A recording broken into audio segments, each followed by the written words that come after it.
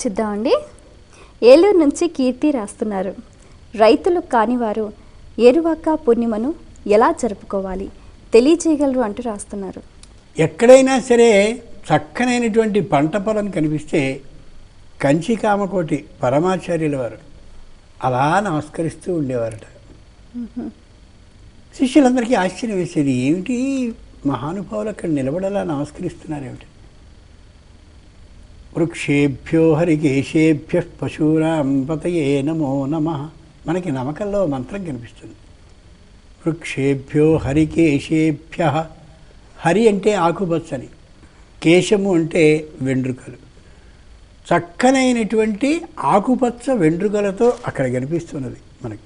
అంతే కదా, ఆకుపచ్చ మొలకలతోటి బాగా ఆలోచించి చూస్తే బాగా చక్కగా ఆకుపచ్చనైనటువంటి అలా మొలకలతో ఎక్కడైనా పొలం కనిపిస్తే అడుగు ముందుకు పడుతుందా?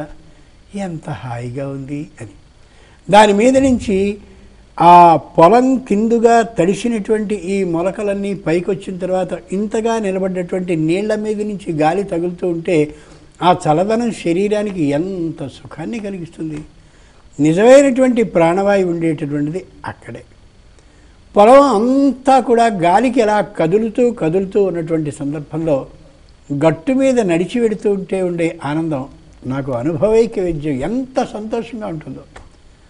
భూమాత ఎంత గొప్పది అంటే, భూమాత అందిట స్వయంగా నారద పురాణం చెప్తుంది. భూమాత అందిట, ఒరే పిచ్చి మనిషి, నన్ను వ్యతిరేకించకురా.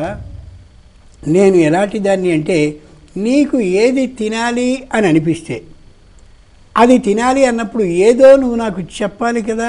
కాబట్టి దానిని ఒకసారి ఇలా భూమిని కొద్దిగా ఈ 4 వేళ్లతోటి చిన్న గొయ్యి తవ్వి అది దాంట్లో పెట్టి మళ్ళీ కప్పేయి, నాకు అర్థమవుతుంది. ఇదిగో ఫలాని వాడు ఇదిగో ఈ దీన్ని కావాలని అనుకుంటున్నాడు అని. దాన్ని విత్తనంగా చేసుకుని నీళ్లు పోసుకునే ఏర్పాటు నేను చేసుకుని మొత్తానికి మొలకగా చేసి నీకు అనేకమైన ఫలాలను అందిస్తాను అని నారద పురాణంలో భూదేవి చెప్తుందంటే ఎంత ఆశ్చర్యం. భూదేవి, నేను మిరపకాయలు మాత్రమే పండిస్తాను, పత్తిని మాత్రమే పండిస్తాను, వంకాయలు మాత్రమే ఇస్తాను, మిగిలిన ఈ సంవత్సరానికి ఇవ్వదలుచుకోలేదు అన్నదే. ఏది మనం అడిగితే అది ఆవిడ ఇవ్వడానికి సంసిద్ధంగా ఉంది అని అన్నప్పుడు రైతులు మాత్రమే ఏరువాక పూర్ణిమని చేయాలా? మన ఇళ్లలో ఉండేటటువంటి ఖాళీ స్థలంలో చక్కగా ఒక అరటి మొక్కని మనం పెట్టుకోబోతున్నాం, మనం ఏరువాక పూర్ణిమని చేసుకోవచ్చు. ఏరువాక పూర్ణిమ అంటే భూదేవి పూజే కదా. అమ్మా భూదేవి, నీలో చక్కగా నాటుతున్నాను, మంచిగా మొలవలసిందని ప్రార్థించడం. ఇది నిజం అనడానికి ఒకే ఒక ఉదాహరణ చెప్తా. చాలామంది ఇళ్లలో మామిడి మొక్కను వేస్తారు, అది అలా పెరుగుతూ ఉంటుంది, ఒక్క కాయ ఉండదు, పువ్వు అసలు రానే రాదు.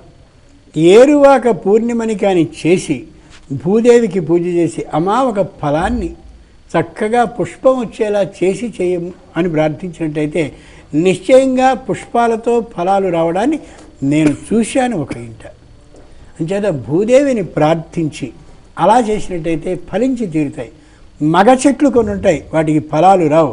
అవన్నీ స్త్రీ వృక్షాలుగా అయి వాటి నుంచి ఫలాలు రావాలి అంటే భూపూజ తప్పనిసరి. మన ఇంట్లో ఉండేటటువంటి చిన్న దాంట్లోనే భూపూజ చేస్తే అది ఏరువాక పూర్ణిమ అవుతుంది. రైతులు మాత్రమే చేయాలనే నియమం ఏం లేదు. వినాయకుడిని చదువుచ్చేటటువంటి వాడు, చదువుకునేవాడు మాత్రమే నేర్చుకోవాలా? ఎవరైనా సరే వినాయకుడిని పూజించవచ్చు. అలా చాలా